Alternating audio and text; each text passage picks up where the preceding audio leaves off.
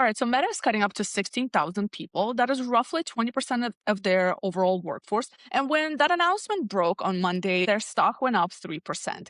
Now, let that sink in for a second. Meta said, we're going to be cutting 16,000 of human beings from our payroll, and Wall Street literally celebrated. Now, why should you care? First of all, this isn't just a Meta problem. This is a pattern. Block cut 40% of staff in February. Their stock completely popped. Amazon eliminated 16,000 roles in January. Market also rewarded it.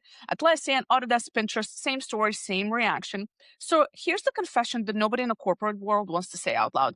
The market has decided that your salary is a liability, not an asset. I'm Elena. I'm a career coach from a recruiter, talent development professional, and this show is where we ditch the corporate fluff and have the real conversations of what actually moves your career forward. If this is your first time here, please hit subscribe. Every week, we're getting into conversations your company isn't having with you. So please support the show. I'd really appreciate it. Now back to Meta. Listen, I want to be fair. A lot of these companies overhired like crazy during the pandemic, right? So some of this is economic pressure. And yes, some executives are absolutely using AI as a convenient excuse for cuts that were coming anyway, honestly. So TechCrunch and Selt Altman from OpenAI has literally called it AI washing. But here's what's not complicated. Meta is spending 135 billion, that's a billion with a B, on AI infrastructure this year alone. They just signed a 27 billion deal with an AI cloud provider just this week. And to fund it, they're trimming human payroll. That's just the reality. They're trading 16,000 of their salaries for server farmers, literally. And that math, although it's brutal and so on, is now operating the logic of big tech. Computational power is the strategic asset. Human capital is a variable cost. You need to understand that, not to be scared, but to be strategic. So what does it mean for your career? Now, here's what I want everybody watching this to hear, is that your employer is not your career. Your employer is a client. The minute you have this mindset shift is the minute you start treating your job like it's your identity and your entire plan and your entire safety net, and you start making very different decisions. Many of the people who recently went through the waves of layoffs had this one thing in common, that they were waiting.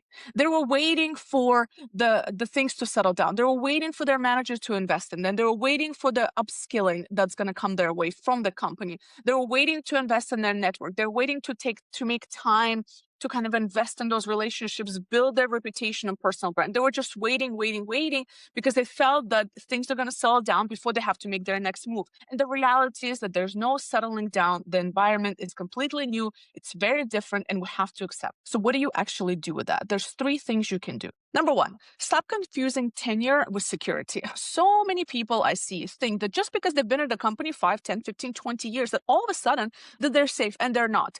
Today, what you need to focus on in your company is the value you bring. And is that value continuing to grow with the company where the business is headed, or is it not? You need to be able to articulate the value you're bringing in this ever-changing world. How are you adjusting? How is the company going to be better off with you and not without you? You need to start understanding what is it that you bring to the table in this new way that we work with all the AI and everything that's happening. Second, your network is your actual job security. I will say it again. Your network is your actual job security. It is by investing in relationships, by adding value to people you interact with internally as well as externally in your networks, right? These are the people that are then going to hopefully vouch for you, right? When the time comes for you to get a referral, to get a recommendation, to open a door for you, and so on. You need to invest in networking and building relationships, genuine relationships. It's not only when you need a job you start building those relationships. These are continuous, lifelong relationships in many cases that you're going to build because it takes time for people to know you, to like you, to trust you. And that is who we refer. We refer people we like, we know, we trust. You need to start building those relationships outside of your company. 3, understand the new math at your company. What is your organization spending on AI right now? How is your role fitting into this? How are you making sure that you're staying relevant in your role, right? Is it going to make sense for them to replace you of some sort? Or does it make sense to actually keep you? What is the value you're bringing, the mathematical value you're bringing to your company to where they will think twice before they decide to let you go? What does your manager think about AI function in your particular role? You need to understand the answers to these questions because it's not about being paranoid and being worried. It's about having the information you need in order for you to make strategic decisions and moves for your career. Look, I'm not here to tell you to live in fear. I just like to keep it real. I want to keep it real with you because I think that there's a lot of opportunity for us to really take charge in our careers. And this is the way to do it, is the three things we discussed, right? You need to make sure that you stop confusing tenure with security. You need to make sure you're building out your network, and you need to understand the math that impacts your role. So it's up to you. You can ignore the signals that are coming from the markets and so on, or you can actually embrace it and take control of it and dictate the narrative in a way that makes sense for you and your career. At least you're being proactive about it and taking control into to the parts of your career that you can control. We can't control the job market, but we can listen and say, what is it telling me, and how can I apply that in my career to make sure I don't end up in this situation? That's the confession. See you next week.